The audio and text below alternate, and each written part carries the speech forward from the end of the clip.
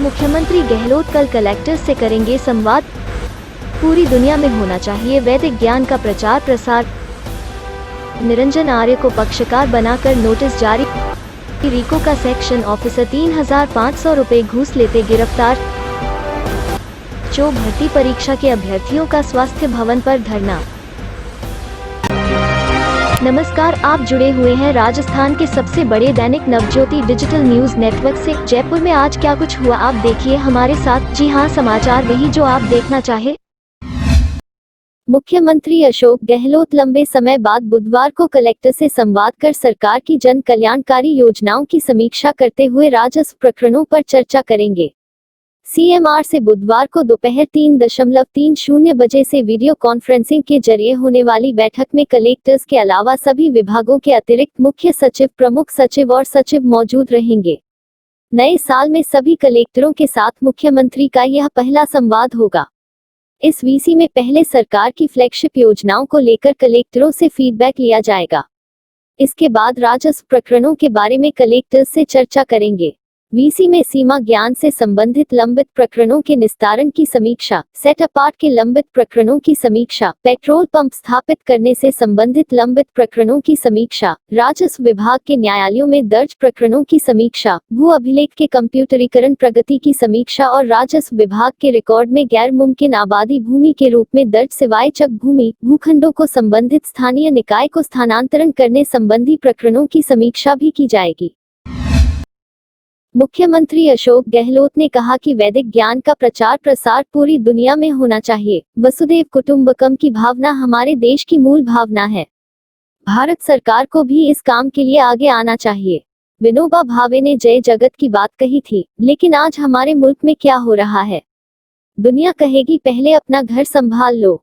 देश में छुआछूत की भावना है, जो मानवता पर कलंक है। यह कलंक नहीं मिटाएंगे तो वेदों की बात दुनिया तक कैसे पहुंच पाएगी? गहलोत ने मंगलवार को राष्ट्रीय युवा दिवस पर राष्ट्रीय वेद सम्मेलन को वर्चुअल संबोधित करते हुए यह बात कही। मुख्यमंत्री ने कहा कि अगर सुशासन देना है तो वेदों को आत्मसात करना चाहिए। वेदों का ज्ञान पूरे देश में क्यों नहीं फैला रहे हैं?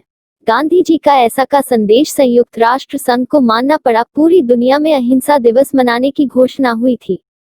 संयुक्त राष्ट्र संघ में योग को भी मान्यता मिली है, ऐसे में वेदों की शिक्षा को भी इस तरह मान्यता मिले। स्वामी विवेकानंद ने शिकागो में जो बात कही थी, लेकिन उन बातों को मानता कौन है? बस उनके कथन का महज उपयोग करते हैं। राजस्थान हाई कोर्ट ने पूर्व मुख्यमंत्रियों को सुविधाएं देने के मामले में मुख्य सचिव निरंजन आर्य को पक्षकार बनाकर नोटिस जारी कर दिए हैं।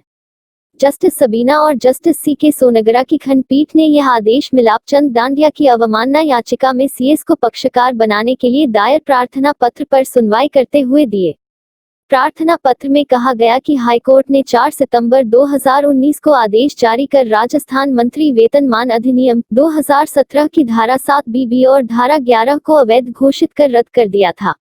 इन धाराओं के तहत पूर्व मुख्यमंत्रियों को आजीवन सुविधाएं देने का प्रावधान था। कोर्ट के आदेश के बावजूद राज्य सरकार ने पूर्व सीएम वसुंधरा राजे से बंगला खाली नहीं कराया है। इसके अलावा राजे से जनवरी 2020 में सुविधाएं वापस ली गई हैं। ऐसे में अवमाननाकर्ता अधिकारियों से सुविधाएं देने के बदले खर्च हुई राशि की रिकवरी की जाए। वहीं अब मुख्य सचिव बदल गए हैं, ऐसे में नए सीएस निरंजन आर्य को पक्षकार बनाया जाए। भ्रष्टाचार निरोधक ब्यूरो ने मंगलवार को जयपुर में रीको के सेक्शन ऑफिसर जोधाराम को 3,500 रुपए की घूस लेते गिरफ्तार किया है। एसीबी के डिप्टी एसपी सचिन शर्मा ने बताया कि परिवादी ने 8 जनवरी को शिकायत दी कि सरना डूंगर इंडस्ट्रियल एरिया में ट्रांसफार्मर फैक्ट्री के नाम से ट्रांसफर करवाने के लिए बैंक से ऋण लेने के लिए 22 दिसंबर को विश्वकर्मा इलाके में स्थित आरएम ऑफिस रीको में आवेदन किया था। यहां पर काफी चक्कर काटने के बाद भी लोन पास नहीं हो रहा था। तब काम करने की एवज में सेक्शन ऑफिसर जोधाराम ने 5,000 रुपए की घूस मांगी। इसके बाद एसीबी में शिकायत दर्ज कराई गई। एसीबी टीम के सत्यापन के दौरान जोधाराम ने 1,500 रुपए ले लिए। इसके बाद एसीबी ने ट्रैप योजना बनाई और मंगलवार को 3,500 रुपए की घूस लेते उसे दबोच लिया। All India medical students association के राष्ट्रीय अध्यक्ष भरत बेनीवाल के नेतृत्व में एनएचएम ऑफिस स्वास्थ्य भवन के सामने मंगलवार को छात्र धरने पर बैठ गए। छात्रों की मांग है कि जब तक रिजल्ट जारी नहीं हो जाता है, वो घर नहीं जाएंगे। बता दें कि 10 नवंबर 2020 को कम्युनिटी हेल्थ ऑफिसर सीएचओ की भर्ती की परीक्षा आयोजित करवाई गई थी, लेकिन बार बार तकनीकी समस्या बताते हुए परिणाम जारी नहीं किया जा रहा है। ऐसे में अन्य भर्ती परीक्षाओं में फर्जीवाड़े और कुछ भर्ती परीक्षाओं को रद्द करने के फैसले को देखते हुए छात्रों में असमंजस की स्थिति है। छात्रों ने कहा कि जल्द भर्ती परीक्षा का परिणाम जारी नहीं किया गया तो अगला महापड़ाव सिविल लाइन स्थित मुख्यमंत्री आवास पर किया जाएगा। कृषि कानूनों को लेकर सुप्रीम कोर्ट की टिप्पणी पर पूर्व डिप्टी सीएम सचिन पायलट ने कहा कि सुप्रीम कोर्ट की टिप्पणी इसलिए महत्वपूर्ण है कि जिस बात को हम और किसान संगठन पिछले 2 महीने से कह रहे थे कि केंद्र के यह कानून जल्दबाजी और बिना किसी से सलाह के बनाए हैं, उस पर कोर्ट की टिप्पणी ने पुष्टि कर दी है। केंद्र सरकार के अड़ियल रवैये के कारण ठंड में बैठे किसानों के साथ जो बर्ताव हुआ है, वह केंद्र की जिद का परिणाम है। केंद्र को अपने इस आत्मघाती फैसले को देखते हुए इन तीनों कानूनों को वापस लेना पड़ेगा। पायलट ने कहा कि कोर्ट की टिप्पणी ने स्पष्ट कर दिया है, केंद्र सरकार का अड़ियल रवैया था और जो सोच थी बिना चर्चा और संवाद के संसद में कानून पास कराने की, उस पर कोर्ट ने टिप्पणी के माध्यम से रोक लगाई है। हम भी इन तीनों कानूनों को वापस लेने की मांग इसलिए कर रहे हैं क्योंकि हमारे सहित किसानों और आम आदमी के मन में भी इस कानून को लेकर आशंकाएं हैं कि इन कानूनों से किसान बर्बाद हो जाएगा। पूर्व डिप्टी सीएम सचिन पायलट ने कहा कि जब से सरकार बनी है, हम लोगों ने कोशिश की है कि घोषणा पत्र के वादे पूरे करें। लोगों की रोजमर्रा की जरूरतों, रोजगार, बिजली, सड़क, पानी की सुविधाओं पर हम काम कर रहे हैं। कोरोना की वजह से इस साल हमें और ज्यादा काम करना पड़ेगा। हमसे लोगों की उम्मीदें बहुत है। मैं हमेशा कहता आया हूं कि जिन लोगों की वजह से सरकार बनी है, उनको मान सम्मान मिलना चाहिए, साथ ही सत्ता में भागीदारी मिलनी चाहिए। जिन नौजवानों ने सरकार बनाने में योगदान दिया है, उनकी उम्मीदों को कैसे पूरा कर सकते हैं, इस दिशा में ध्यान दिया जाएगा।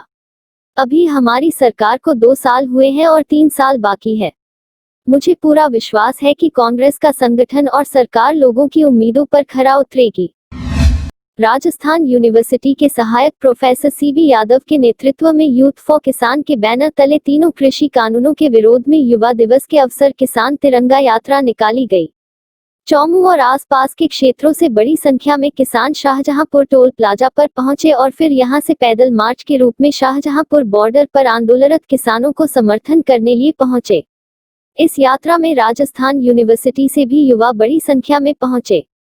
प्रोफेसर सीबी यादव ने बताया कि प्रदेश के कई हिस्सों के साथ साथ कई राज्य से भी युवा किसान इसमें सम्मिलित हुए। भारतीय जनता पार्टी के प्रदेश अध्यक्ष सतीश पूनिया ने अपने घर पर विस्तृत जनसंवाद कार्यालय में स्वामी विवेकानंद की जयंती पर उन्हें याद किया और श्रद्धांजलि अर्पित की। पूनिया ने ट्वीट कर कहा कि वैश्विक स्तर पर सनातन धर्म का प्रचार कर हिंदू संस्कृति का परचम फहराने वाले धर्म साधक स्वामी विवेकानंद की जयंती पर नमन। स्वामी जी के आदर्शों को आत्मसात कर विनम्र व साहसी बने तथा राष्ट्र कल्याण में अपना सर्वश्रेष्ठ योगदान दे। राष्ट्रीय युवा दिवस की शुभकामनाएं। राजस्थान राज्य भारत स्काउट गाइड मंडल मुख्यालय जयपुर के तत्वाधान में मंडल स्तरीय युवा दिवस कार्यक्रम के मौके पर साइकिल हाइक रैली का आयोजन किया गया। रैली को जयपुर हेरिटेज की महापौर मुनेश गुर्जर ने हरी झंडी दिखाकर रवाना किया।